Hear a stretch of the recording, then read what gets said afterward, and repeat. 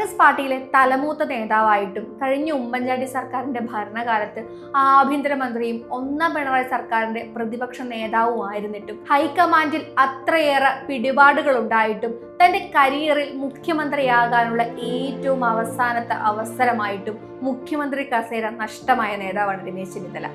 കേരളത്തോളം പ്രായമുള്ള കോൺഗ്രസിന്റെ നേതാവ് ഈ മാസം 70ലേക്ക് കടക്കുന്ന അവസാന അംഗത്തിലും കണക്കുകൂട്ടലുകളെല്ലാം പിഴച്ച് അവഗണിക്കപ്പെട്ട് അസ്വസ്ഥനായിരിക്കുന്ന നേതാവ്. സീനിയോറിറ്റിയുടെയും അച്ചടക്കത്തിന്റെയും കാര്യത്തിൽ ഒരിക്കലും മറ്റാർക്കും പിന്നിലല്ല രമേശ് ചെന്നിത്തല. 2011 ഉമ്മൻചാണ്ടിക്കൊപ്പം മുഖ്യമന്ത്രി സ്ഥാനത്തേക്ക് പരിഗണിക്കുമ്പോൾ സീനിയോറിറ്റി കണക്കിലാക്കി ഉമ്മൻചാണ്ടിക്ക് വേണ്ടി മുഖ്യമന്ത്രി സ്ഥാനം വിട്ടുകൊടുത്ത് ആഭ്യന്തരമന്ത്രി സ്ഥാനം ഏറ്റെടുത്ത നേതാവായാണ് രമേശ് ചെന്നിത്തല അദ്ദേഹത്തെ തന്നെ പറയുന്നത്. അവസാന നിമിഷം വരെ ആത്മവിശ്വാസത്തോടെയാണ് അദ്ദേഹം നിലകൊണ്ടത്. ഇല്ലെന്നറിഞ്ഞപ്പോൾ തിരുവനന്തപുരത്തെ ദേവദത്ത എന്ന വീട്ടിൽ അദ്ദേഹം മൂകനായി. രാവിലെ തന്നെ ഗുരുവായൂരപ്പനെ കാണാൻ യാത്രയായി. തന്റെ ഏറ്റവും അവസാനത്തെ മുഖ്യമന്ത്രി സ്ഥാനത്തേക്കുള്ള മത്സരത്തിലും പാർട്ടിയിലും പാർലമെന്റിലും സീനിയർ എന്ന പരിഗണനയിലും അദ്ദേഹം പ്രതീക്ഷ അർപ്പിച്ചിരുന്നു. അവസാന അവസരമാണെന്ന് വാദിച്ചു, അച്ചടക്കം കാണിച്ചു, അവഗണിച്ചെന്ന് രാഹുൽ ഗാന്ധിയോട് പരിഭവിച്ചു.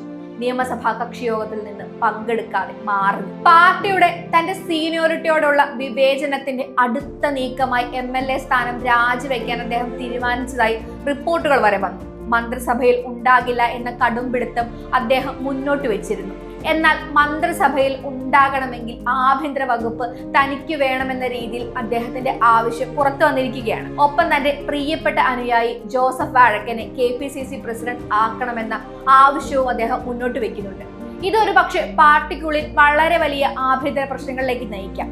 ആഭ്യന്തരമന്ത്രി എന്ന താക്കോൽ സ്ഥാനത്തേക്ക് വരാൻ സീനിയോറിറ്റിയും ഉമ്മൻചാണ്ടി ഭരണകാലത്തെ ആഭ്യന്തരമന്ത്രി ആയിരുന്ന ഭരണ പരിചയവും മുന്നോട്ട് വെച്ചുകൊണ്ടാണ് മന്ത്രിസഭയിലെ രണ്ടാമരാകാനുള്ള താക്കോൽ സ്ഥാനത്തിന് വേണ്ടിയുള്ള അദ്ദേഹത്തിന്റെ ഈ അടുത്ത കടുംപിടുത്തം. മുഖ്യമന്ത്രി പദത്തിൽ നിന്നും മാറ്റി നിർത്തപ്പെട്ടവർക്ക് ബഹുമാന പദവി ഉണ്ടാകുമെന്ന് രാഹുൽ ഗാന്ധി നൽകിയ ഉറപ്പും പരിഗണിച്ച് കേരള രാഷ്ട്രീയത്തിൽ രമേശ് പക്ഷം എന്ത് മാറ്റമാണ് ഉണ്ടാക്കാൻ പോകുന്നത് എന്ന് കാത്തിരിക്കുകയാണ് ജനങ്ങൾ.